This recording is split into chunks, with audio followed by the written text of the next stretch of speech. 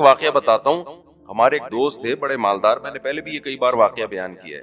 اکلوتے بیٹے تھے اپنے والد صاحب کے، بڑے خوبصورت بھی، اور رہتے بھی کراچی میں بڑے پوش ایریا میں، اور بڑے اچھے عالم بھی بن گئے. وہ پیسہ بھی اللہ نے بہت دیا، لگژری لائف اسٹائل ان کا. ہم ان کے ساتھ گاڑی میں جاتے تھے، گاڑی کہیں پنچر ہو گئی تو ہم تو کھڑے ہو کر پنچر لگوا رہے ہوتے ہیں نا، وہ نہیں لگوا، وہ ڈرائیور سے دوسری گاڑی منگوائی وہ اس کے حوالے کی، ٹھیک ہے نا، یہ تیری پٹی ہے. ان کے ساتھ جا رہے تھے، گاڑی کہیں پنچر ہو گئی، کہیں راستے میں جنگل میں نا، جنگل تو نہیں جو صحرا. اب ہم نے کہا بھائی یہاں تو کوئی ہے ہی نہیں. انہوں نے کہا مسئلہ نہیں، ڈرائیور کو فون کر، ٹھک کر کے اسپیڈ میں آیا، دوسری گاڑی لے کے وہ لے گیا. وہ اب اس کی ہیڈ. ہم بھی شہر کے اندر ہیں تو کوئی خادم وادم کو بلوا لیتے ہیں، لیکن باہر کون بلوائے گا؟ بلوا لیا. بڑا لگژری لائف اسٹائل ان کا. تو اچانک انتقال ہو گیا. کتنے سال کی عمر میں انتقال ہوا ہوگا؟ میرا خیال ہے 27 یا 26 سال کی، شاید 28 سال کے ہوں گے. کیسے انتقال ہوا بھائی؟ انتقال بھی ایسے ہوا کہ وہ جامعۃ الرشید میں استاذ بھی تھے. تو وہ اپنے گھر آتے تھے تو ان کو جامعہ نے کہا کہ ہم آپ کو بڑی گاڑی دیں گے، سیکیورٹی گارڈ دیں گے ہم آپ کو، کیونکہ بہرحال بڑے عالم ہے، خطرہ جو بھی مشہور ہو جاتا ہے یا علم میں زیادہ ہو تو پھر دشمنوں کا بھی خطرہ ہوتا ہے. تو ان کے والد نے کہا کہ بھائی سیکیورٹی گارڈ سے تو یہ اور نمایاں ہو جائیں گے، کسی کی توجہ نہیں بھی ہوگی تو لوگ کہیں گے یار اس کے ساتھ گارڈ ہیں، یقیناً کوئی بڑا آدمی ہوگا. تو ان کو سادہ ہائی ایس میں بھیجا کریں، کوئی کسی کا شک ہی نہ ہو کہ یہ کوئی بڑا آدمی جا رہا ہے. جیسے بعض لوگ گولڈ لے کے پھر رہے ہوتے ہیں سادہ شاپر میں، جس میں دہی لے کے آ رہے ہوتے ہیں نا، حقیقت، تاکہ کسی ڈاکو کی توجہ ہی نہ ہو. بعض لوگ ایسے ہوتے ہیں پھٹ پٹی سی رکھی ایسے، ایک پائنچر شلوار کا ادھر ایک نیچے، اور لاکھوں روپے کا گولڈ رکھا گندے سے شاپر میں، ڈاکوؤں کے بیچ میں سے ٹہلتے ہوئے جا رہے ہوتے ہیں. ڈاکو ان کو زکات دے رہے ہوتے ہیں، لے بھائی. ان کو دیکھ دیکھ کے نا ان کے ہولی، لے بھائی تو کچھ کھا لینا. تو ان کے والد نے کہا کہ بھائی ہائی ایس ہونی چاہیے، سمپل سادہ، کسی کا شک ہی نہ ہو. میں کہا چلو بھی ٹھیک ہے، جب آپ کہہ رہے ہیں آپ. تو ہائی ایس میں بیٹھ جاتے تھے کہیں پیچھے، بالکل ایسی پھٹ پٹی سی گاڑی تھی. وہ کراچی میں کچھ عیاش لڑکے تھے لینڈ کروزر میں، وہ کہیں رات نائٹ انہوں نے گزاری ہوگی، کیا کیا ہوگا، اتوار کا دن تھا، صبح وہ نشے میں تھے، کیا تھے، وہ آ رہے تھے تو ایکسیڈنٹ کیا انہوں نے، سامنے سے گاڑی کو ہٹ، اتنی زور سے ہٹ کیا کہ آن دا اسپاٹ ان کی ڈیتھ. تو اب دیکھو عجیب، یعنی اتنا ایک صحت مند آدمی اور اتنے 1000 گز کے بنگلے میں رہنے والا، اور اتنا دین بھی دنیا بھی، دونوں چیزیں جمع ہو جائیں تو یہ تو بڑی نعمت ہے نا. اور والد صاحب کے اکلوتے بیٹے کے، اس پہ ساری انویسٹمنٹ بھی کی انہوں نے کہ بھئی میرا بچہ بہت بڑا عالم بنے گا. جس عالم کے پاس پیسہ زیادہ ہوتا ہے نا، تو اگر وہ پیسہ ان کو غافل نہ کر دے آخرت سے، تو میں نے دیکھا ہے جن علماء کے پاس پیسہ ہے وہ اکثر دین کا کام زیادہ کر لیتے ہیں، کیونکہ وہ معاشی لحاظ سے بے فکر ہو جاتے ہیں. پھر وہ پبلک سے ڈرتے بھی نہیں ہیں. بیچارہ مسجد کے امام کو تو یہ ڈر ہوتا ہے مجھے نکال دیا تو میں، یہ بھی حقیقت ہے نا، وہ واقعی کہاں جائے گا وہ، ان کو تو یہ ڈر ہوتا ہے. وہ بیچارے بہت سی باتیں کمیٹی کے ڈر سے کھل کے کر نہیں سکتے کہ یار میں نے دیکھا ہے بیچارے اماموں کو روتے ہوئے مسجد کمیٹی نے نکال دیا. وہ یہ جو ہمارے وفاق المدارس کی سند ہے، اس کی تو نہ اس کی بیس پہ کہیں ویزا ملتا ہے اس کو، نہ کوئی چپڑاسی بھی نہیں لگ سکتا بیچارہ. تو جن علماء کے پاس دولت زیادہ ہوتی ہے، بشرطے کی دنیا کی محبت نہ آئے اس دولت کے ساتھ، تو عام طور پہ قاعدہ کلیہ نہیں ہے، عام طور پہ دیکھا ہے کہ وہ دین کا کام زیادہ وہ بے فکری سے کرتے ہیں، معاش سے بے فکر ہو گئے.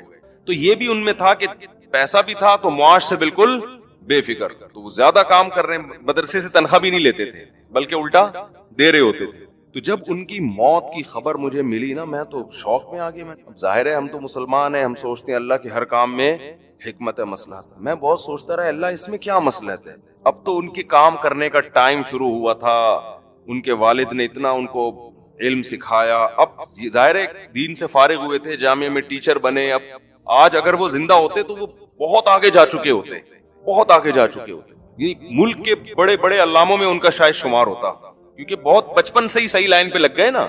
ٹائم ویسٹ نہیں کرتے تھے. ہم نے نہیں کبھی دیکھا فالتو بیٹھے ہوئے ان کو، جب بھی بیٹھیں گے کوئی کام، حتیٰ کہ دوستوں کی محفل بھی ہے نا تو گپ شپ کے دوران بھی پھر وہ اپنا کام بھی نمٹاتے رہتے تھے بیٹھ کے. ٹائم ویسٹ نہیں. جب ان کی ڈیتھ ہوئی ہے تو اس وقت بھی وہ ایک دعا کی کتاب ہے، وہ اپنا معمول ایک پورا کر رہے تھے. میں اتنا پریشان ہوا، میں نے کہا یار یہ اس میں اللہ کی کیا مصلحت ہے. بچے چھوٹے چھوٹے یتیم ہو گئے ان کے. تو میرے ذہن میں ایک جواب آیا، میں نے کہا اس میں یہ اللہ نے بتایا کہ کوئی بھی کسی بھی ٹائم مر سکتا، ٹھیک ہے نا. جب اللہ نے کسی کو مارنا ہوگا تو ہم سے پوچھ کے نہیں مارے گا کہ بتاؤ مناسب ہے یا نہیں. تو میں نے کہا اتنا قیمتی آدمی جو ہر لحاظ سے کامل، اور اس کی ضرورت ہم سے بھی زیادہ تھی زندہ رہنے کی. ہم تو وہ اس لیول کے نہیں تھے. ہم نے کہا یار ان کو زیادہ زندہ رہنے کی ضرورت ہے. اللہ نے جب وہ ایک دم سے، اور ان کے تو بچنے کے اسباب کے لیے ہم نے ہائیس کا انتظام کیا تھا نا، کہ تاکہ کوئی ٹارگٹ کلر ان کو نشانہ نہ بنائے، وہ ہائیس ہی ان کی موت کا سبب بنی. کیونکہ اگر وہ کوئی مضبوط گاڑی ہوتی تو شاید بھائی ریوو یا ویگو ٹائپ کی کوئی گاڑی ہوتی تو آگے اس کا بونٹ اتنا بڑا ہوتا ہے کہ اس میں حادثے کا امکان کم ہوتا ہے. اور ہائیس کو اگر لینڈ کروزر یا ریوو یا ویگو جیسی گاڑی ہٹ کرے گی وہ تو کچومڑ بن جائے گی نا 2 منٹ میں. تو وہی گاڑی جو ان کی زندگی کا ذریعہ سمجھ کے ان کو دی گئی تھی، وہی گاڑی ان کی موت کا سبب بن گئی. تو ہم نے بھی اتنی موتیں دیکھی، آپ نے بھی دیکھی ہوں گی. بھائی کوئی بھی کسی بھی ٹائم پہ اس دنیا سے جا سکتا. شکر ادا کرو، آپ کتنا صحت کا خیال کر لو. گورے کو جو ہم کہتے ہیں نا ان کی عمریں لمبی ہو گئی ہیں، واقعی ایسا ہے، صحت کا بہت خیال کرتے ہیں، لیکن حادثاتی موت ان کے یہاں بھی بہت ہوتی ہے. میرے تو ڈاکٹروں سے بھی رابطے ہیں نا، یورپ میں کچھ جاننے والے ڈاکٹر وہ بتاتے ہیں کہ ہم خود پریشان ہوتے ہیں بھائی اس کو ہوا کیا ہے. یعنی ایک آدمی کینسر سے بچنے کے تمام اسباب اختیار کرتا ہے، انتہائی خطرناک قسم کے کینسر میں موت ہوتی ہے اس کی. میں نے کینسر اسپیشلسٹ سے پوچھا، میں نے کہا بھائی جب کینسر سے بچنے کے تمام اسباب ایک آدمی اختیار کر رہا ہے، نہ وہ سگریٹ پی رہا ہے، نہ وہ کچھ اور کر رہا ہے، کوئی ایسا کام جو کینسر کا ذریعہ ہے، پھر کیسے ہو گیا؟ انہوں نے کہا کچھ پتہ نہیں ہوتا، ہوا سے کوئی جرثومہ اٹھ کے اندر چلا جائے. کب تک کیسے بچے گا آدمی؟ کورونا میں دیکھ لیں کتنے لوگوں نے اپنے آپ کو آئسولیٹ کیا، اتنا بچایا نا کہ، لیکن کورونا پتہ نہیں کہاں سے اڑ کے ان کی ناک میں پہنچا اور مار دیا ان کو، ابھر بھی گئے. وہ احتیاط تو کرنی ہے، بے احتیاطی تو شریعت میں جائز نہیں ہے، لیکن ہوگا وہی جو کون چاہے گا؟ اللہ چاہے گا. ہمارے جسم پہ ہماری حکومت نہیں ہے. تو انہوں نے بیان میں فرمایا کہ کینسر ہوا، اتنا خطرناک ہڈیوں کا ڈھانچہ بن گیا وہ آدمی، اس کو یقین ہو گیا کہ میں دنیا سے جانے والا ہوں، کوئی کچھ نہیں کر سکتا. سب کو بلا کے معافی مانگی، توبہ کی، اور اللہ نے اچھی موت. تبھی تو علماء یہ کہتے ہیں، اور یہ حدیث سے استدلال کیا ہے، کہ وہ نعمت جو آپ کو اللہ سے دور کر دے وہ نعمت نہیں بلکہ عذاب ہے، اور وہ مصیبت جو آپ کو اللہ کے قریب کر دے وہ مصیبت نہیں بلکہ نعمت ہے. اب دیکھو مرنا تو سب نہیں ہے، وہ اگر اسی خوشحالی والی زندگی میں مر جاتے، مرتد ہو کے مرتے جو ان کے حالات چل رہے تھے، ٹینشن میں مرے تو توبہ کی اللہ نے توفیق دے دی. ہمارے ایک دوست نے واقعہ بتایا، یہ بڑا اوتھینٹک واقعہ ہے، کہ ایک کرسچن تھا، عیسائی تھا. اس کی جب موت کا وقت آیا نا، ادھر ہی کراچی کا بڑا تاجر تھا وہ، اس کی موت کا وقت آیا، ایمان نہیں ہے نا، تو اب دیکھو پریشانی میں بھی اس کو صحیح گائیڈنس نہیں مل رہی ہے کہ مجھے کیا کرنا ہے. موت کا وقت آیا، جب ڈاکٹروں نے موت کا وقت کا مطلب ڈاکٹروں نے بتا دیا کہ آپ اب زیادہ عرصہ زندہ نہیں رہو گے، تو اس نے کیا کیا، اپنی زندگی میں اپنے دوست تاجر تھے نا ان کو جمع کیا، اور ان کو یہ کہا کہ میرے لیے نا بہت بڑا لگژری قسم کا بنگلہ خریدو ڈیفینس میں. سمجھ رہے؟ میں چاہتا ہوں کہ میری موت اس بنگلے میں ہو، میرا جنازہ وہاں سے اٹھے. کیوں بھائی؟ اب خیریت، دنیا کی محبت کی آپ کو مثال دے رہا ہوں کہ کہاں تک انسان کو لے کے جاتی ہے. ہم تو کہہ رہے ہیں زندہ بھی ہو تو بنگلوں میں دل نہ لگاؤ، کل مر سکتے ہیں، آج مر سکتے ہیں، اور نہیں بھی مرے تو 20-30 سال کا ٹھک ٹھک کر کے تو ٹائم گزرتا ہے بھائی، اتنا ٹائم تھوڑی ہے اس میں. تو وہ کہنے لگا کہ وہ جو عیسائی تھا کہنے لگا کہ میرے ساتھ کے ٹکے ٹکے کے تاجر انہوں نے بنگلے بنا لیے، تو میں ان کو دکھانے کے لیے کہ میں تم سے کم نہیں ہوں، ایسا میری پوری جو جائیداد ہے نا اسے بیچ کے اتنا بڑا بنگلہ ہونا چاہیے، ایسا لگژری ہونا چاہیے کہ میرا جنازہ اٹھے تو یہ تو ٹکے ٹکے، اس کے الفاظ ہیں یہ، ٹکے ٹکے کے تاجر جو ہے نا، جو میرے سے بہت پیچھے اور بڑے بڑے بنگلوں میں فخر کر رہے ہیں، تو میں چاہتا ہوں میری جنازہ اٹھے ایسے بنگلے سے. چونکہ ایمان نہیں ہے، گائیڈنس نہیں ہے، اس کو پتا نہیں ہے کہ صحیح کیا ہے اور غلط کیا. او بھائی تو جو اپنے تاجروں کو نیچا دکھا کے تجھے ملے گا کیا؟ مر گئے تو مرنے کے بعد تو کوئی آپ کی تعریف کرے یا کوئی آپ کی برائی کرے، آپ کی صحت پہ کیا اثر پڑے گا؟ شکر ادا کرو اللہ نے ہمیں اسلام دیا ہے. ٹینشن آتی ہے تو ہمیں پتا تو چلتا ہے کس سے جا کے فریاد کرنی ہے، کس کو ہم نے منانا ہے. یہ مصیبت دینے والا کون ہے؟ مصیبت ہم سے دور کرنے والا کون ہے؟ جس نے مصیبت دی ہے اس نے بتایا کہ اس میں بھی تمہارا فائدہ ہے. یہ اللہ کی بہت بڑی نعمت ہے. دیکھو جتنی بدحالی کا شکار دنیا میں مسلمان ہے نا، اتنا بدحال دنیا میں کوئی نہیں ہے. لیکن ڈپریشن کے مریض سب سے کم آپ کو مسلمانوں میں نظر آئیں گے، سب سے کم. وجہ کیا ہے بھائی؟ اللہ ہے. کوئی دیکھ رہا ہے، کوئی خود بخود نہیں ہو رہا سب کچھ. تو جو مذہب سے جتنا قریب ہوگا نا، ٹینشن سے اتنا دور ہوگا. تو دنیا سے دل لگانا، میں بتاتا ہوں کہ دنیا میں سب سے پہلے جس چیز سے انسان کا دل چپکتا ہے وہ کیا ہے؟ پراپرٹی ہے. وہ پراپرٹی ہے، وہ موٹی موٹی دیواریں اور محلات ہیں جن میں انسان کا دل مائل ہوتا ہے. تو ان چیزوں کو دیکھ کے بولا کرو مٹی. جب آپ جاؤ نا کسی پوش ایریا میں, یار کیا خوبصورت لائف اسٹائل, بہت اچھا ہے, لیکن میری زندگی وفا نہیں کرے گی, میرے پاس زیادہ اس چیز کو انجوائے کرنے کا ٹائم ہے نہیں. چیز بہت اچھی ہے. شوگر کے مریض کے سامنے آپ بہت خوبصورت حلوہ بنا کے رکھ دو, چمک پٹیاں لگا دو اس حلوے میں, رسگلے رکھ دو اس پہ چمک پٹیاں لگا کے, بہت خوبصورت رسگلے. تو شوگر کا مریض کیا کہے گا, یار یہ بہت مزے کے ہیں لیکن یہ میرے لیے ہے نہیں, کیونکہ میرا میدا اس کو ہضم نہیں کر سکتا, یا میدا ہضم کر لے گا, میری باڈی اس کو ہضم نہیں, تو میرے لیے ہے نہیں. تو بھائی دنیا کتنی خوبصورت ہو, کتنی اٹریکٹیو ہو, کتنے بڑے بڑے بنگلے, کتنی بڑی بڑی عیاشی, آپ کا جسم محدود ہے. آپ نہ زیادہ کھا سکتے ہیں نہ زیادہ لائف کو انجوائے کر سکتے ہیں. آپ کی باڈی آگے جانے ہی نہیں دے گی. لوگ کہتے ہیں یورپ میں نائٹ کلب ہے, عیاشی. ابے بھائی ہفتے میں کیا روزانہ نائٹ کلب جا کے عیاشی کرے گا؟ بولو نا کیا ہو گیا. ایک دن جب عیاشی کرے گا تو ایک مہینہ بستر پہ پڑا رہے گا. وہ جذبات ہی نہیں بنیں گے اس کے نائٹ کلب میں جانے کے لیے جو جذبات چاہیے. اتنی پاور اللہ نے کسی میں رکھی نہیں ہے. آپ بڑے ہوٹلوں میں کھانا کھاؤ کہ یار میں آج پھوڑ دوں گا, یار عیاشی کروں گا. کیا کھا کے عیاشی کر لے گا؟ 15 سے 20 نوالوں کے بعد جو پہلے لقمے میں مزہ تھا وہ 20ویں لقمے میں وہ مزہ نہیں آیا. کیا خیال ہے؟ ایسا ہی ہے نا. بلکہ 2-3 دن وہی کھانا کھایا نا, بکرے کی چانپیں وہاں پہ, تو اس کے بعد کہے گا بھائی تو مسور کی دال لے کر ہٹا دے یہاں سے میرے سامنے سے, سبزی لے آ جا کے. بقرعید میں ایسا ہی ہوتا ہے نا, گوشت زیادہ کھانے کے بعد سبزی کھانے کا دل کرتا ہے. تو یہ عیاشیاں بہت محدود ہیں. اور کمال کی بات یہ کہ دنیا میں جو حلال عیاشیوں پر اکتفا کرتے ہیں نا, وہ بہت طویل عرصے چلتے رہتے ہیں, وہ زیادہ مزے اڑا لیتے ہیں. جو حرام کی طرف جاتے ہیں وہ وقتی طور پر تھوڑا سا مزہ لیا, اس کے بعد وہ حلال کے قابل بھی نہیں رہتے. ان کو حلال میں بھی لذت ختم ہو جاتی ہے. لذت نام ہے اس احساس کا جو آپ کی کھوپڑی محسوس کرتی ہے. وہ احساس آپ کے ہاتھ میں اللہ نے نہیں دیا. مثال کے طور پر آپ اگر یہ چاہتے ہو کہ میں بہت ہی مرغن کھانا کھاؤں اور مجھے اس میں جتنا مزہ ابھی آ رہا ہے اس کا ڈبل مزہ آئے, تو آپ نے وہ جو ویٹر تھا نا اس کو 500 روپے زیادہ دیے کہ اس میں ایسا کر لے کہ یہ ڈبل مزہ ہو جائے. کہے گا بھائی اتنا ہی آئے گا, اس سے زیادہ نہیں آئے گا.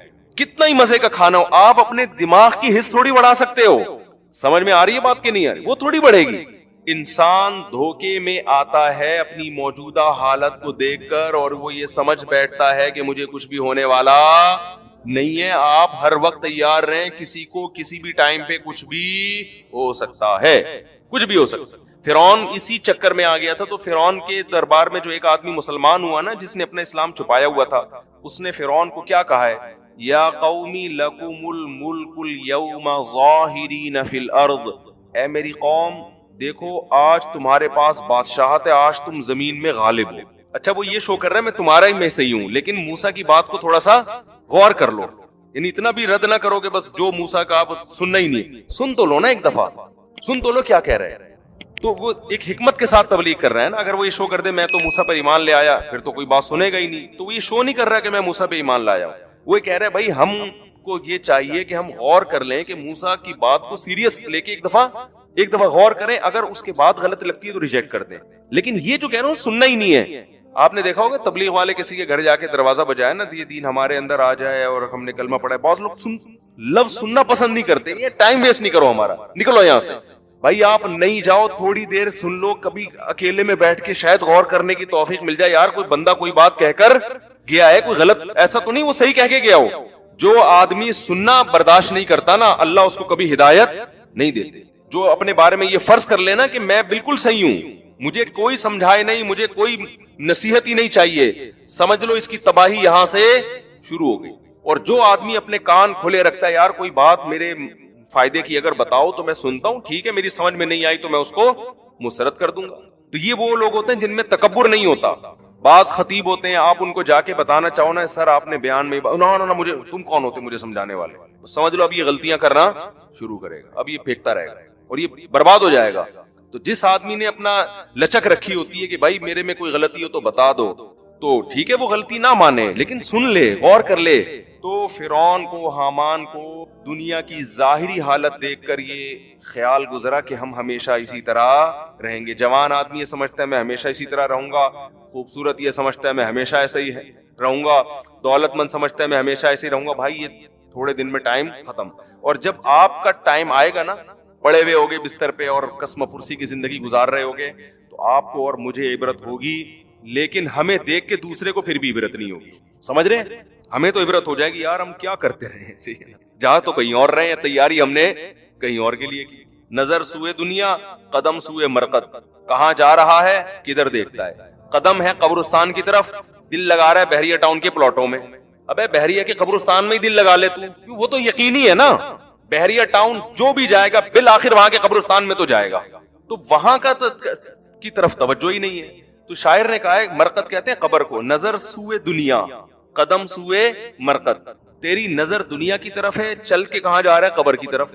کہاں جا رہا ہے, کدھر دیکھ رہا ہے. ایک آدمی کے سامنے گٹر کا ڈھکن کھلا ہوا ہو اور وہ پیچھے دیکھ کے جا رہا ہو, تو اگلا کہے گا بھائی جدھر کو جا رہا ہے دیکھ بھی تو ادھر ہی کو نا, یا تو ادھر ہی جانا شروع کر دے جہاں کو تو جا رہا ہے. دیکھ پیچھے رہا ہے بلڈنگوں کی طرف نا, خوبصورت بلڈنگ ہے یار زبردست, اور ادھر کو چلتا ہوا جا رہا ہے, آگے گٹر کھلا ہوا ہے. کہہ رہے یار, لوگ کہہ رہے ہیں گٹر دیکھ, کہہ رہے ہیں گٹر وٹر یہ مولوی دقیانوس قسم کے لوگوں کی باتیں, آگے گٹر کھلا ہوا ہے, ڈھکن کھلا ہوا ہے, ادھر گرے گا. یہ پرانے, دیکھ کیا لگژری اسٹائل ہے بحریہ ٹاؤن کا یار, وہ دیکھ کیا خوبصورت بلڈنگ, ابے وہ دیکھ یار گاڑی دیکھ, وہ دیکھ بنگلہ دیکھ. تو بھائی تو پھر جا بھی ادھر ہی, اپنا رخ چینج کر لے. جب وہ رخ چینج کرنا آپ کے بس میں نہیں ہے, تو جدھر جا رہے ہو نا, جب بھی کوئی کہے نا وہ پیچھے مڑ کے دیکھ بحریہ ٹاؤن, بولے آگے گٹر ہے, اتنا دیکھ کہ آگے وہ افورڈ کر سکتے. تو جب بھی آئے نا کہ یار یہ بنگلے یہ گاڑیاں, ابے آگے قبر ہے, ٹھیک ہے نا, جا کہاں رہا ہوں. کوئی 40 سال کا ہو گیا, 50 سال کا, 15 سال رہ گئے, 10 سال رہ گئے, اور یہ بھی نہیں پتا ہے. گٹر میں تو پتا ہوتا ہے 3 فٹ کے بعد جا کے گروں گا, حقیقت ہے, تھوڑا احتیاط کرتا ہے, چلو جب قریب پہنچیں گے تو دیکھ لیں گے, لیکن وہاں تو پہلے سے ہی دیکھ رہا ہوتا ہے. تو قبر کا بھائی کچھ نہیں پتا کہ 10 سال لگیں گے, 20 سال لگیں گے, 15 سال لگیں گے, یا کل انا للہ ہو جائے, کچھ پتا. ابھی آج جنازہ آیا دولہا کا, ولیمہ تھا, ایک رات زوجہ کے ساتھ گزاری, ولیمہ جس دن تھا ہارٹ اٹیک سے انتقال ہوا. کتنا یہ ہوتا ہے, اور یہ تو پھر بھی ایک رات گزاری. میں ایسے دولہا کو جانتا ہوں, ہمارے جاننے والے تھے, دولہا بیوٹی پارلر جا رہا تھا, جس دن نکاح تھا نا اس کا, بارات بیٹھی ہوئی ہے شادی میں, اور وہ بیوٹی پارلر جا رہا ہے بائک پہ اپنے دوست کے ساتھ.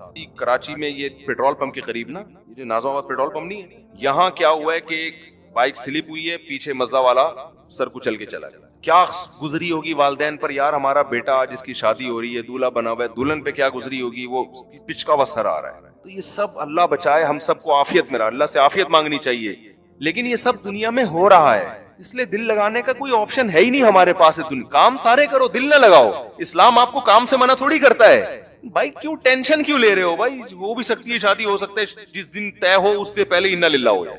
ہمارے حضرت فرماتے تھے کہ جس دن میری شادی ہو, ہمارے حضرت کی, تو فرمایا کہ میں, جب جوان آدمی کی شادی ہوتی ہے تو اس کو خوش ہونا تو چاہیے نا اس دن. آج کل کچھ لوگ ہو رہے ہیں, کچھ نہیں ہو رہے, وہ مجھے نہیں پتا, لیکن ہونا چاہیے ایکچولی اس کو اس دن بہت زیادہ. میں اس لیے کہہ رہا ہوں کہ خوش ہوتا ہے, تو وہ کچھ لوگ کہیں گے ہم تو خوش نہیں تھے, تو وہ ان کا مسئلہ ہے. تو ویسے نارملی انسان کو خوش ہونا چاہیے. تو حضرت نے فرمایا کہ میری جب شادی ہوئی نا, اور جو نظر کی حفاظت کرنے والے لوگ ہیں, جو پاک دامن لوگ ہیں, ان کو نکاح میں لذت بھی اللہ نے زیادہ رکھی ہو. تو حضرت فرماتے ہیں کہ میں جب گھر والوں کے پاس جانے لگا, تو میں نے دل میں سوچا کہ اگر اس وقت موت کا فرشتہ آئے اور کہ چل بھئی آخرت کے لیے, تو تیرے دل پہ کیا گزرے ہے بھائی.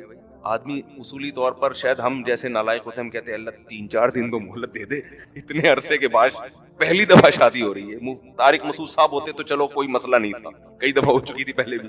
ارادہ بھی ایک کا ہو, حضرت کا تو ایک ہی کا ارادہ تھا, ایک ہی کی انہوں نے, وہ تو دوسری کی, وہ تو کہتے تھے یہ جس نے کوئی غم نہ ہو, جیسے کہتے ہیں نا بکری پال لے. تو کیا حالت ہوگی. اور پاک دامن, اور ہمارے حضرت کی صحت بھی بڑی زبردست تھی. میرے شیخ حضرت مفتی رشید احمد صاحب رحمہ اللہ تعالی لدھیانہ کے, پنجاب کے تھے, سب سنوبر کے تنے جیسا ان کا قد تھا ماشاءاللہ, بہت زبردست صحت حضرت کی. جب بھی کئی واقعات ہیں حضرت کے, جب بھی تو نہیں کہہ سکتا, واقعات ہیں انوار الرشید میں جو ان کی کتاب ہے, اس میں لکھے ہوئے ہیں کہ کلائیاں توڑی ہیں پھڈوں کے دوران, ٹھیک ہے نا, پہلوانوں کی کلائیاں توڑی ہیں, تھے دبلے پتلے, تو لیکن جب ان کی لڑائیاں ہوئی ہیں نا پھڈوں کے دوران, پہلوان کی کلائیاں توڑی ہیں, 2-3 پہلوانوں کی, کسی کی کلائی توڑ دی, کسی کا سیٹنگ آؤٹ ہو گئی, بھاگ گئے. وہ بہت زبردست فائٹ کرنا جانتے تھے, بڑی خاندانی صحت رکھی ہوئی تھی. تو صحت مند آدمی وہ تو ظاہر ہے اور زیادہ اس کو نکاح میں رغبت ہوتی ہے.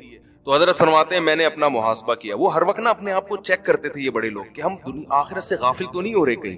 یعنی ہر وقت دنیا میں, دنیا کی نعمتیں تو ساری رکھنی ہیں, لیکن آخرت کو ہمیشہ دنیا پہ ترجیح. بھائی تیار ہر وقت موت کے لیے. تو تو میں اور آپ ہوتے ہم کہتے ہیں اللہ 6 مہینے کی مہلت دے دے, 10 مہینے کی مہلت دے دے. ہمارے تو آگے بھی بڑے پلان ہیں نا. یا اللہ ابھی تو میری شادی ہوئی ہے, ابھی تو میں مفتی صاحب کے بیان سننا میں نے شروع کیے ہیں, ابھی تو بیگم کا ذہن بنانا ہے دوسری کے لیے, پھر تیسری کے لیے, پھر چوتھی کے لیے, پھر جب 4 ہو جائیں گے پھر بچے ہوں گے, پھر بیٹیاں ہوں گی, پھر بیٹیاں بڑی ہوں گی, پھر بیٹیوں کی شادیاں ہوں گی, پھر بیٹے اسٹیبل ہو جائیں گے, پھر میں ان کے لیے پراپرٹی بنانے کی سوچوں گا, پھر میں ان کے لیے اتنے مکان بناؤں گا, پھر میں مکان بنا کے پھر جب سب کو نام کر کے پراپرٹی تقسیم کر کے پھر میں آخر میں حج پہ جاؤں گا. پھر میں حج سے آنے کے بعد قضائے عمری بھی میں نے کرنی ہے. 40 سال سے میں نے ایک نماز بھی نہیں پڑھی ہے. وہ قضائے عمری میری کمپلیٹ ہو جائے, اس کے کمپلیٹ ہونے کے بعد بھی سوچ رہا ہوتا ہے ابھی مرنا مناسب رہے گا کہ نہیں رہے گا. وہ 2-3 کوئی چیزیں رہ تو نہیں گئی ہیں, ابھی بھی سوچ رہا ہوتا ہے کہ ابھی مناسب ہے کہ نہیں. تو بچے بھی ہو گئے, بچوں کی شادیاں بھی ہو گئیں, سارے کام دھندوں سے فارغ ہو کر پھر 4 مہینے بھی تبلیغ میں بہت عرصے سے سوچا. نیک لوگوں کی بات کر رہا ہوں, جو برے لوگ ہیں وہ تو کہتے ہیں سوال ہی پیدا نہیں ہوتا کہ میں دنیا سے جاؤں, یہ تو ہو ہی نہیں سکتا. جو نیک ہے پرہیزگار ہیں ان کی بات. پھر آخر میں یار ہم 4 مہینے بھی تبلیغ میں ہم نے کب سے سوچا ہوا تھا, جب سب کاموں سے فارغ ہوں گے تو حج کیا, پھر 4 مہینے کے لیے تبلیغ میں جا کے فارغ ہو کر آئے. پھر اللہ پھر اگر فرشتہ آ جائے تو مجھے شاید کوئی اعتراض نہ ہو. یہ بہت نیک آدمی کی بات کر رہا ہوں, تھوڑا سا بھی ہوگا کہ پھر بھی نہیں, صحیح ہے نا, پھر بھی نہیں. تو ہم میں سے ہر شخص نے یہی پلان کیا ہوا ہے. 4 کا شاید نہیں کیا ہوا لیکن ایک میں ہی کہ بچے ہوں گے, پھر بیٹیوں کی شادی ہو جائیں گی, پھر حالانکہ بچے بھی ایک آدھ ہو رہے ہیں کہ کیا پلان کرنا ہے یار ان 2 بچوں کے لیے, تو نے چھوڑ دے ان کو یار, چھوڑ دے ان کو, یہ خود ہی پل جائیں گے. پلان کرنے کے لیے بچے تو ہوں یار, مزہ تو آئے یار. 25-30 بچے ہیں, آدمی پلاننگ کر رہا ہے یار یہ والا کوئی تبلیغ میں بھیج دو, اس کو انجینئر بنا دو, اس کو آرمی میں بھیج دو. مزہ بھی آتا ہے پلان کرتے ہوئے. آپ کہو گے اتنے مسائل کہاں سے آئیں گے, ہو جائیں گے, ٹھیک ہے نا, اللہ نے چاہا. تو پلان کرنے کا مزہ بھی جب آتا ہے جب آپ کے پاس ہول سیل کے حساب سے اولاد ہو. پھر آدمی سوچتا ہے اس کو رکشے پہ لگا دے, اس کو WR, ایک کنڈکٹر WR کا بھی گھر میں ہونا چاہیے. اس کو ڈاکٹر بناؤں گا, اس کو میں سائنٹسٹ بناؤں گا, اس کو میں فوج میں کمیشن آفیسر بھیجوں گا, اس کو میں تاجر بناؤں گا. پلان کرنے میں مزہ آتا ہے. ایک آدھ بچہ ہے, تو نے جو بننا ہے نا بن کے بتا دینا مجھے کیا بننا, خود ہی اطلاع دے دینا, وہ پلان نہیں ہوتا. خیر, تو ہمارے حضرت کے کیا سوچ فرماتے ہیں, میرا نکاح ہوا, میری رخصتی ہو گئی, تو میں سوچ رہا ہوں کہ اگر اس موقع پر موت کا فرشتہ آئے تو مجھے دھچکا تو نہیں لگے گا کہ یار تھوڑا ٹائم مانگ لوں. حضرت فرمایا الحمدللہ. میں بار بار دل کو ٹٹولا, میں نے کہا نہیں, مجھے مرنے میں کوئی غم انشاءاللہ. صحیح ہے, یہ شریعت ہم سے یہ چاہتی ہے, شریعت ہم سے یہ چاہتی ہے, تو ہم لوگ اس پہ ہیں نہیں. یہ بن جائے تو اس کا سب سے بڑا فائدہ ہے زندگی خوشی میں. وہ میں موسیقی کی بات پھر اگلے بیان میں کروں گا انشاءاللہ, کہ جو کہتے ہیں نا موسیقی لائف میں بورنگ, وہ جو ہمارے کزن کا میں بتا رہا تھا نا بورنگ لائف, تو بات یہ ہے کہ جس لائف کو آپ بورنگ سمجھ رہے ہو نا, خوشیاں اسی میں ہیں. جس لائف کو آپ سمجھ رہے ہو نا انٹرٹینمنٹ, وہ ایسے انٹرٹینمنٹ ہے جیسے چرسی کو, ہیروئن کو چرس پیتے ہوئے مزہ آتا ہے, بس وہ چرس کے دوران ہی آتا ہے, اس کے بعد پھر ختم, پھر وہ زیادہ ڈپریشن میں جاتا ہے. چرسی آپ کو پتا ہے جو لوگ چائے نہیں پیتے ان کو غصہ کم آتا ہے, چائے پینے والوں کو زیادہ. میں بھی پیتا ہوں چائے, عادت پڑی ہوئی ہے, لیکن کوئی بہت زیادہ فرق نہیں ہے. چائے تو سب سے کم درجے کا ہے نا, کیفین. نہ پیو تو اچھا ہے, پی رہے ہو تو میں نے 2-3 ڈاکٹروں سے کہا, انہوں نے کہا یار سٹا نہیں لگا رہے, چرس نہیں پی رہے, تو چلو یار اتنا مارکیٹ میں چلتا ہے. اور مجھے چائے کی عادت لوگوں نے ڈالی ہے, میں نے چھوڑ دی تھی, 1 سال چائے چھوڑ دی تھی, فضول چیز ہے, کیا کرنا ہے پی کے. بہت ہنسی خوشی زندگی گزر رہی تھی. پھر وہ لوگوں نے پلا کے نا, ہمارے KPK کے لوگ سخی اتنے ہیں کہ اگر چائے نہیں پیو نا تو پھر یہ دمبا کھلاتے ہیں. پیٹ بھرا ہوا ہے نہیں کھا سکتا دمبا بھائی, کہہ رہے ہیں پھر کولڈ ڈرنک پلاتے ہیں. کہہ رہے ہیں ہمارے یہاں مہمان آیا, یہ کیسے ہو سکتا ہے کہ یہ خالی پیٹ چلا ہے, تیرا باپ بھی کھائے گا.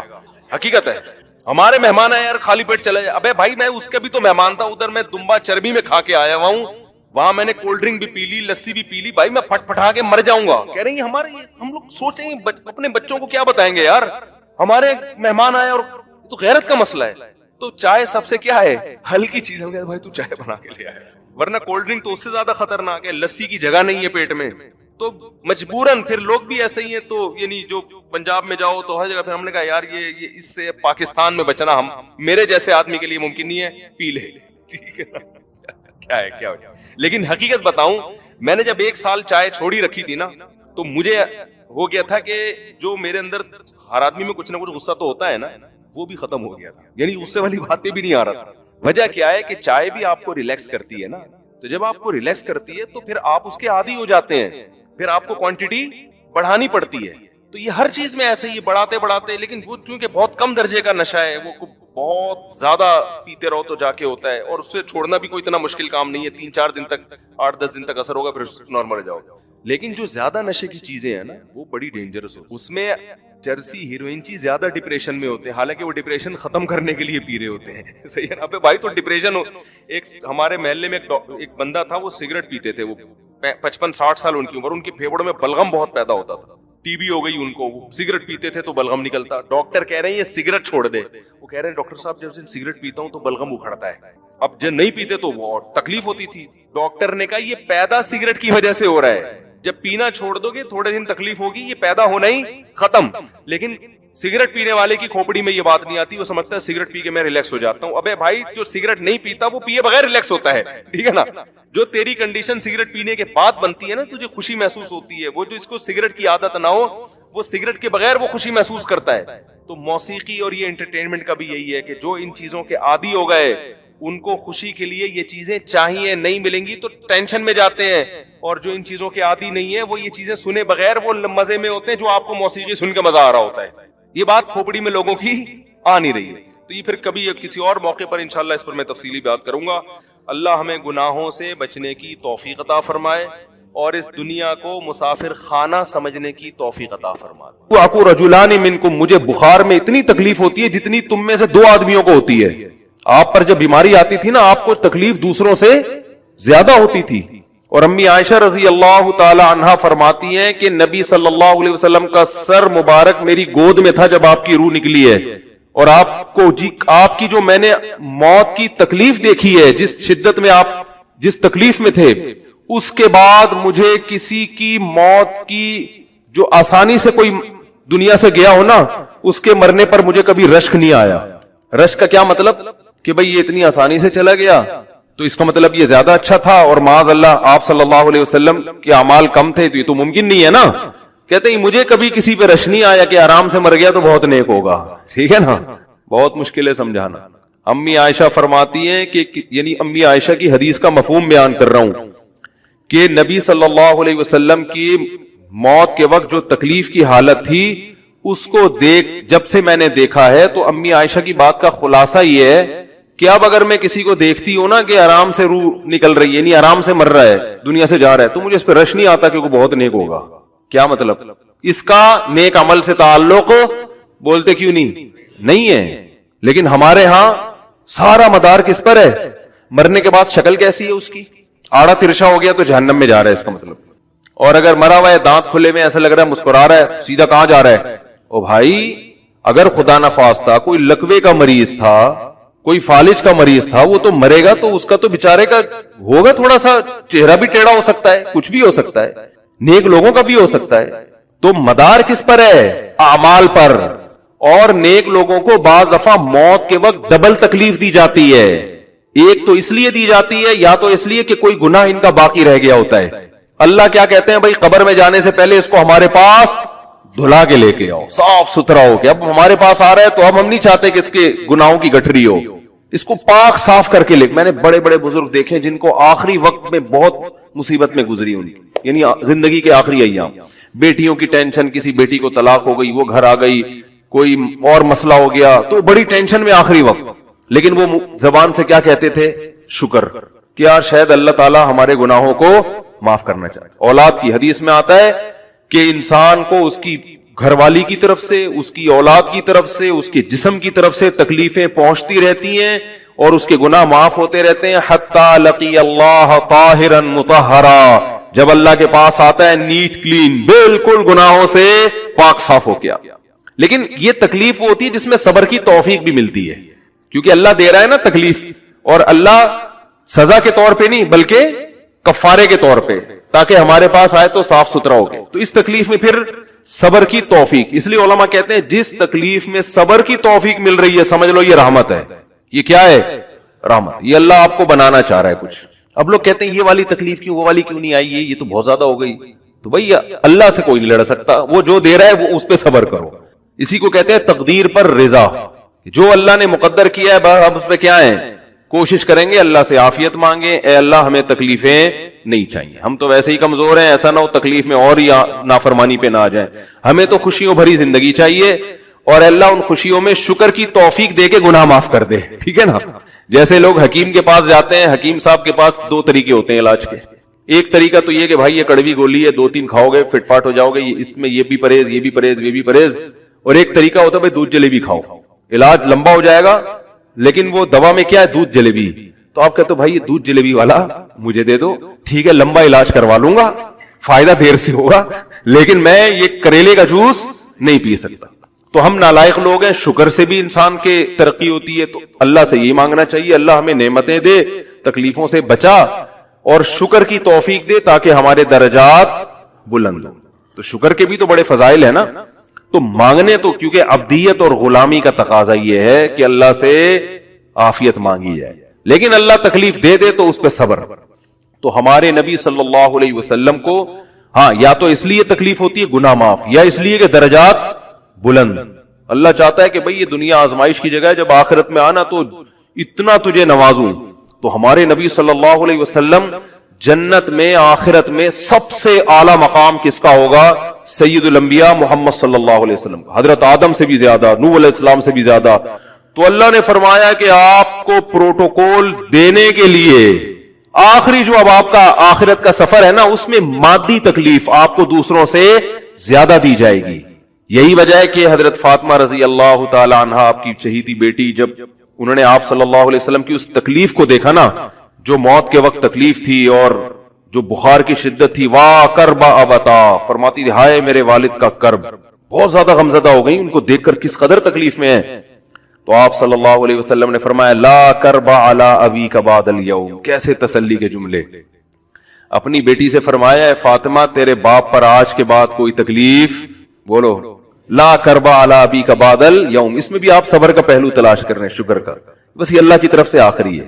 آج کے بعد اے میری بیٹی تیرے باپ پر کوئی تکلیف نہیں. اپنی بیٹی کو بھی تسلی دے رہے ہیں کہ غم ہلکا کر, بس یہ اللہ کی طرف سے آخری ہے, آج کے بعد کوئی تکلیف نہیں ہوگی.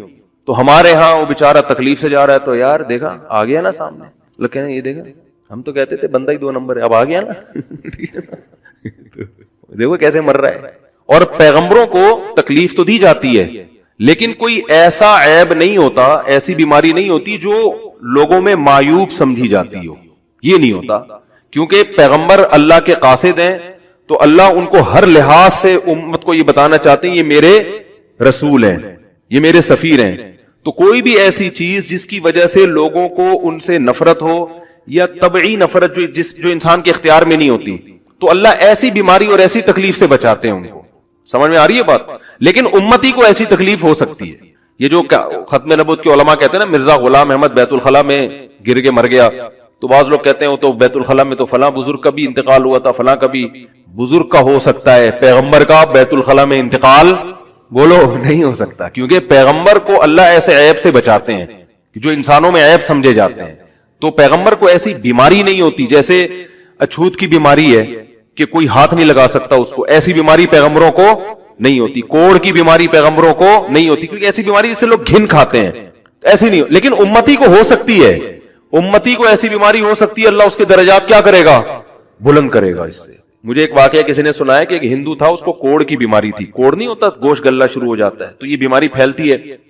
تو اس کے رشتہ داروں نے بالکل الگ کر دیا اس کو, وہیں سے کھانا پھینکتے ایسے کر کے. کہیں تبلیغی جماعت گئی, ان کو پتا چلا, وہ بیٹھ گئے اس کے پاس جا کے, اس کو کھلا بھی رہے ہیں پلا بھی رہے ہیں.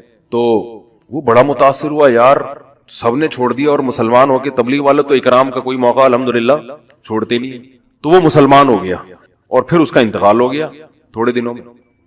اب دیکھو اللہ نے جو اس کو کوڑ کی بیماری میں ڈالا, یہ بیماری اس کے لیے رحمت بن گئی کہ نہیں بن گئی؟ تو کفر کی حالت میں کوئی اچھا کام کیا ہوگا اس نے, اس کے بدلے میں اللہ نے اس کو کیا دے دیا, کوڑ کی بیماری. اب دنیا کہے گی یار عام کافر جو اچھے کام نہیں کرتے وہ تو فٹ فاٹ گھوم رہے ہیں, اور یہ تھوڑا بہت خیال کرتا تھا, اس کو اللہ نے کیا دے دیا بھائی؟ اس کو دیا اس لیے کہ اللہ کو پتا ہے کہ جی کوڑ میں ہوگا تو تبلیغ والے آئیں گے, اس کی آؤ بھگت کریں گے, اور یہ کیا ہو جائے گا, اسلام میں داخل ہو جائے گا. تو اللہ کے کام ہے, یہ اللہ ہی بہتر جانتا ہے. تو بعض دفعہ اللہ تکلیف میں ڈالتے ہیں تاکہ آپ کے گناہ دھل جائیں. تو اس لیے موت کی جو تکلیف ہے نا, اچھا, اور عین ممکن ہے کوئی بہت بڑا بدماش ہو, بڑے آرام سے مر جائے, اور مرنے کے بعد ایسی خوبصورت اسکن ہو جائے اس کی کیونکہ اسکن کی اچھے یا برے ہونے کا تعلق موسم سے ہے جینے، ٹھیک ہے نا. جس کو برین ہیمریج ہوتا ہے تو چہرہ خراب ہوتا ہے، چاہے وہ نمازی ہو. میں نے ایسے پکے نمازیوں کو جن کی نماز کی حالت میں ڈیتھ ہوئی ہے ان کو دیکھا، موت کے بعد ان کا چہرہ کالا ہو گیا. یہ بری بات نہیں تھی، یہ کالا اس لیے ہو گیا کہ برین ہیمریج ہوا، رگ پھٹی ہے تو بلیڈنگ ہونا اور ہارٹ اٹیک بھی ہوا پھر ان کو. تو ڈاکٹر کہہ رہے تھے ان کو جلدی دفناؤ کیونکہ یہ بہت جلدی ان کا جسم خراب ہو جائے گا. حالانکہ پھر میں نے خواب میں ان کو جنت میں بھی دیکھا. صحیح ہے نا. تو خام خمانہ لوگوں نے یہ چیزیں بنائی ہوئی. تبھی میت کو چھپانے کا حکم ہے، کیونکہ اکرام کرنا ہے نا تو چہرہ مرنے کے بعد بگڑنا شروع ہوتا ہے. یہ ہر ایک کا ہوگا، چاہے نیک ہو چاہے برا. تبھی تو حکم ہے کہ اس کو جلدی دفن کرو، کیونکہ اس کی توہین ہے اب لوگوں کے سامنے رکھنا. اور ہمارے یہاں کیا ہو رہا ہے، باقاعدہ مردوں کے ساتھ سیلفیاں چل رہی ہیں، ناک میں روئیاں ٹھوسی ہوئی ہیں اور ویڈیو بن رہی ہے اور زیارت ہو رہی ہے، لائن لگ لگ کے پبلک دیکھ کے جا رہی ہے. کیا جاہلانہ رسم ہے یار، کیا جاہلانہ. میت میں اور دلہن میں فرق ہونا چاہیے. دلہن کی منہ دکھائی ہوتی ہے، وہ محلے پڑوس کی عورتیں آتی ہیں، بھائی دلہن آئی ہے بیوٹی پارلر کر کے دیکھ رہی ہیں. تو مردے اور دلہن میں اتنا تو فرق کرو، مردے کی بھی رونمائی ہو رہی ہے. تو یہ غلط رسم ہے. انتقال ہو گیا فوراً چہرے پہ کپڑا. ہاں جو اس کے بہت قریبی لوگ ہیں، قریبی لوگ ایسا ہوتے ہیں کہ اگر وہ بدبو آ بھی رہی ہو، چہرہ بگڑ بھی جائے، ان کو نفرت نہیں ہوتی. بیٹے کو اپنے باپ سے نفرت نہیں ہوگی چاہے جیسا بھی ہو، چہرہ جیسا بھی بگڑ جائے. وہ کہے گا یار میرا اس کا رشتہ خوبصورتی کی بیس پہ تھوڑی ہے. لیکن اجنبی لوگ جب اس کو دیکھیں گے تو چہرے کے بارے میں تبصرے بھی کریں گے. اور ایک صاحب کا انتقال ہوا، میں نے کہا جلدی دفناؤ، چہرہ نہ دکھاؤ. تو انہوں نے کہا لوگ کہیں گے یار لگتا ہے کوئی چہرہ بگڑ گیا اس لیے چھپا رہے ہیں. میں نے کہا اب تو اور چھپانا چاہیے، اس لیے کہ جس کا بگڑ جائے اس کو تو چھپائیں گے تو پھر لوگ یقیناً کہیں گے بگڑا ہوا چہرہ ہے. تو اس رسم ہی کو ختم کر دینا چاہیے. انتقال ہوا فوراً چہرے پہ کپڑا. ہاں بیوی دیکھ سکتی ہے اپنے شوہر کو، یا بیٹے ہیں یا اس طرح جو بھائی بہن ہیں قریبی وہ دیکھ لیں، باقی پبلک سے چھپا کے اس کو فوراً کیا کرو، دفن. اب تو قبر میں جا کے بھی دکھا رہے ہوتے ہیں. یہ اجمیوں کی گندی رسم ہے، بری رسم ہے. گندی کا لفظ میں نے تھوڑا سا زیادہ سخت استعمال کیا، لیکن مجھے اس سے زیادہ ہلکا لگ نہیں رہا کوئی لفظ. عرب میں ایسا نہیں ہوتا. سعودی عرب میں جو ہے نا عرب لوگ بہت سی چیزوں میں ابھی بھی اسلام کے بہت قریب ہیں، بڑے خاندان. ہم لوگ چونکہ ہندوؤں کے ساتھ زیادہ رہے ہیں نا انڈیا میں، تو بہت سی چیزیں ہم نے وہاں سے کیا لی ہیں جو مذہبی لوگوں میں بھی آئی ہیں.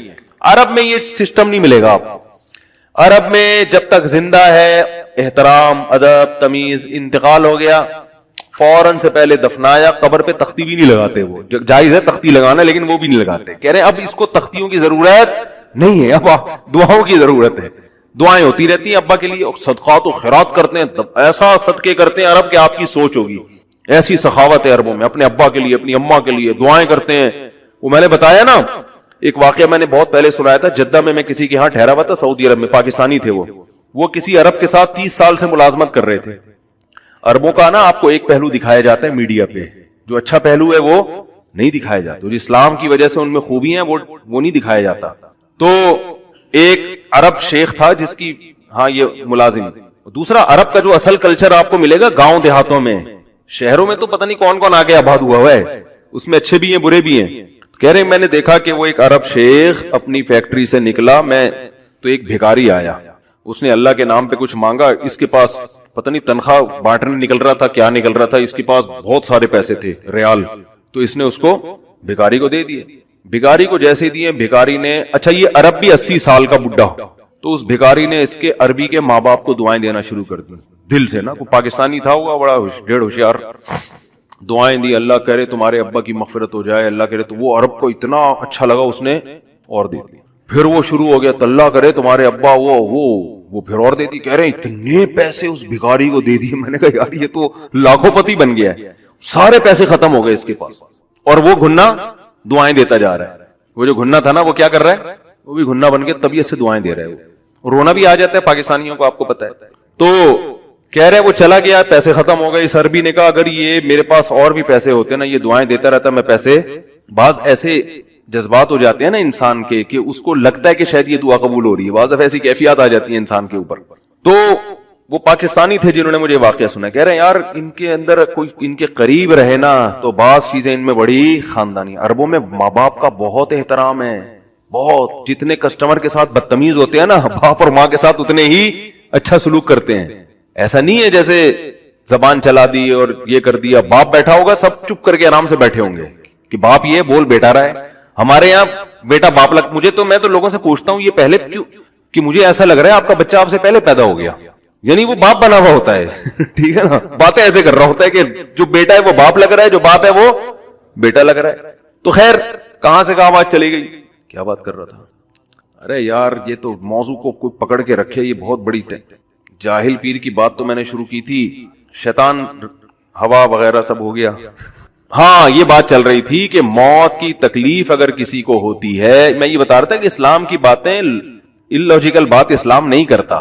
ہاں مذہبی لوگ بعض دفعہ ایسی باتیں کر کے لوگوں کو بیوقوف بنا دیتے ہیں، قرآن کی آیتوں کی غلط تفسیر کر لیتے ہیں کہ بھئی وہ اتنی تکلیف سے مرا، اس کا مطلب وہ جہنم میں جائے گا، وہ نیک آرام سے مر گیا. تو قرآن و سنت سے ملتا ہے کہ نیک لوگوں کو موت کی تکلیف بہت دفعہ ہوتی ہے، زیادہ بہت دفعہ نہیں بھی ہوتی. اب یہ نہیں کہ کوئی آرام سے مر گیا تو آپ کہیں سیدھا جہنم میں گیا، اس کو تو تکلیف ہی نہیں ہوئی، یہ بھی ضروری نہیں ہے. ٹھیک ہے، اس کو بولے یہ اللہ کی رحمت ہے، اچھا گمان رکھنا چاہیے نا کہ بھئی یہ اللہ نے پہلے ہی دھلا دیا اس کو.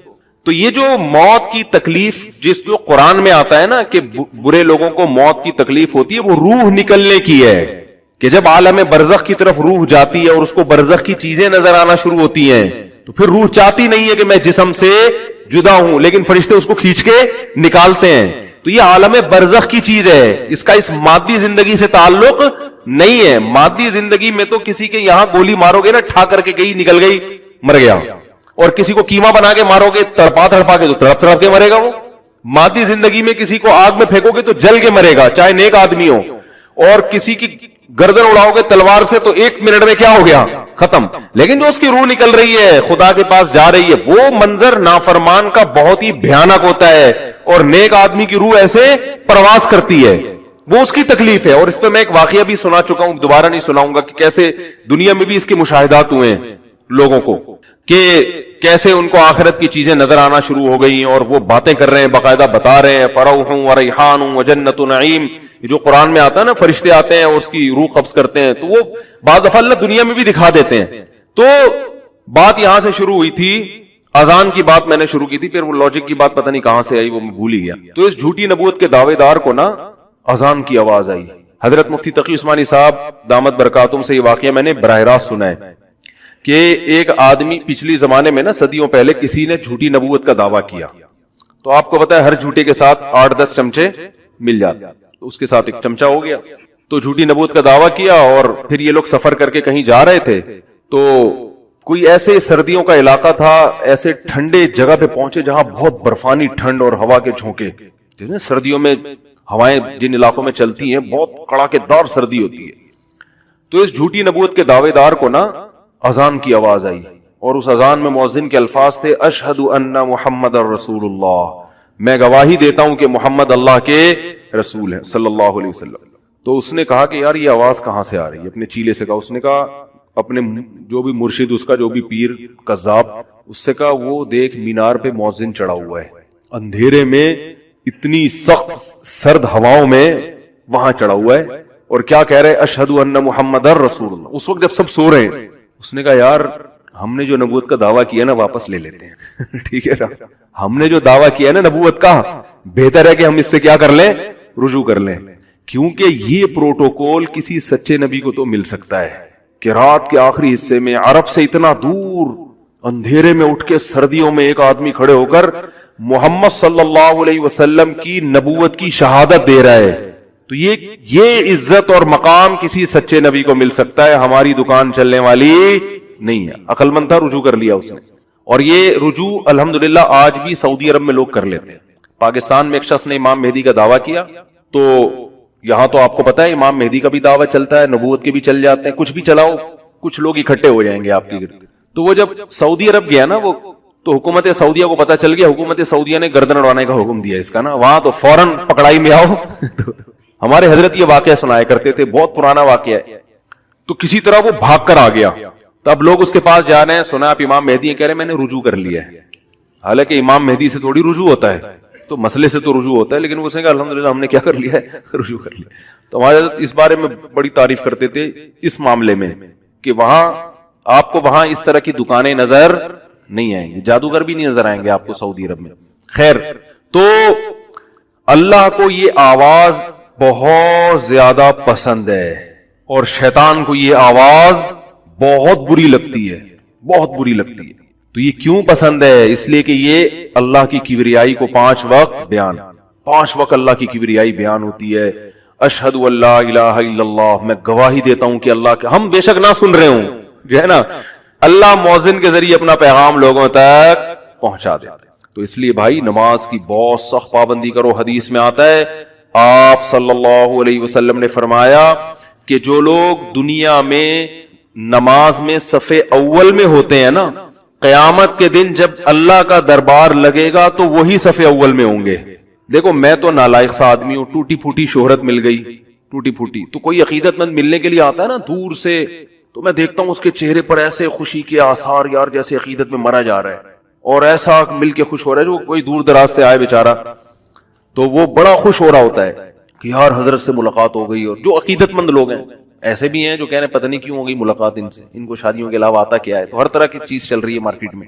تو کلپ میں اچھا یوٹیوب پہ نیگیٹو کمنٹ سے فائدہ بہت ہوتا ہے، انسان چوڑے میں نہیں آتا. الحمدللہ اپنی اصلاح کے لیے کسی پیر و مرشد کو رکھنے کی ضرورت نہیں. ایک کمنٹ ہوگا بڑا پازیٹو، ابے یہ مفتی صاحب کے بیانات نے میری زندگی بدل، یہ آدمی کہیں مجھے مل جائے میں اس کا ماتھا چوموں گا. آدمی چوڑے میں آنے لگتا ہے نا، ٹھیک ہے نا کہ یار ہم تو بڑے فنڈ. اگلا کمنٹ ہوگا آدمی کہتے ہیں کانوں کو ہاتھ لگاؤ یار. تو میں اکثر کمنٹ پڑھتا ضرور ہوں، شاید سرسری پڑھوں لیکن میں پڑھتا ضرور ہوں. اس سے انسان کو اپنی اوقات پتہ چلتی رہتی ہے. ایسے بھی کمنٹ آ رہے ہوتے ہیں تو لوگ ہیں کچھ بھی تو میں سوچتا ہوں کہ ہم جیسے نالائق لوگوں سے جب کوئی ملتا ہے ایسے عقیدت میں اتنا خوش، جب اللہ کا دربار لگے گا اور اللہ سے ملاقات ہوگی اور اللہ کی محفل ہوگی تو جو اگلی صف میں ہوں گے ان کی خوشی کا عالم کیا ہوگا. تو اللہ کہے گا، کیونکہ وہ تو عمل کا بدلہ ہے نا، اللہ کہے گا جو آخری صف میں ہوتے تھے وہ وہاں بیٹھے جا کے، ٹھیک ہے نا. وہ کیونکہ جب جنہوں نے مجھے دنیا میں دیکھا نہیں تھا نا اور میری دعوت پر پہلے مسجد میں آ کے بیٹھ جایا کرتے تھے، حالانکہ انہوں نے مجھے دیکھا نہیں تھا، تو آج جب تم لوگوں نے دیکھ لیا مجھے یقین آ گیا تو آج ان کو میں پروٹوکول دوں گا جو آخری صف میں ہوں گے وہ آخر میں. اور جب لوگ اللہ کے سامنے سجدہ کریں گے، اللہ جب اپنی تجلی ظاہر کرے گا تو جو نماز پڑھنے نہیں آتے، قرآن کیا کہہ رہے ہیں، ان کو میں محروم کر دوں گا. اور ان کو پھر میں بتاؤں گا کہ میری طرف سے جب ندا لگائی جاتی تھی نا، حی علی الصلاۃ، آؤ نماز کی طرف، تم سمجھتے تھے مؤذن بلا رہا ہے، مؤذن تھوڑی ہو تو میں بلا رہا ہوتا تھا. تو میری طرف سے جب ندا لگائی جاتی تھی تم صحیح سالم ہوتے تھے، گھر میں پڑے رہتے تھے. تو آج بھی تمہیں میری زیارت کی اجازت نہیں ہے، کیونکہ وہ تو عمل کا بدلہ ہے بھائی. دنیا میں تو سب کے لیے حکم برابر ہے، آخرت میں تھوڑی ہوگا. اگر آخرت میں اللہ بے نمازی ہو گئے تم آگے آ جاؤ تو نمازیوں کو تکلیف ہوگی کہ نہیں ہوگی؟ اللہ آج تو سب نے دیکھ لیا.